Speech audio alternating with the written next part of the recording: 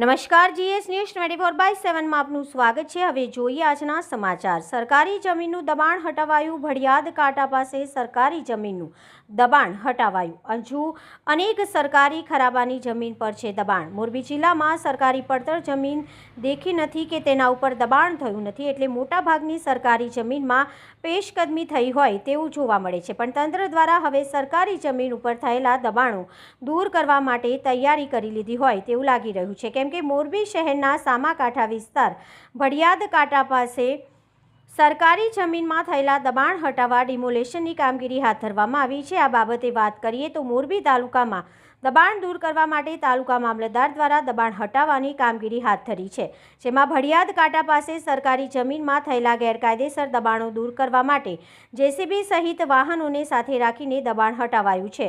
ત્યારે ગ્રામ્ય મામલતદાર નિખિલ મહેતાની આગેવાનીમાં કાચા પાકા મકાનોનું ડિમોલેશનની કામગીરી હાથ ધરવામાં આવી હતી। કોઈ અનિચ્છનીય બનાવ ન બને તે માટે પોલીસ બંદોબસ્ત ગોઠવીને પણ સાથે રાખવામાં આવ્યું હતું। અને અહીંયા એ વાત જણાવી દઈએ કે હજુ ઘણા સરકારી ખરાબાની જમીનમાં પેશકદમી થઈ ગઈ છે, તે દબાણ દૂર કરવામાં આવશે કે નહીં તે આવનારો સમય જ બતાવશે। Reporter Shrikant Patel, Gujarat secure news, Morbi.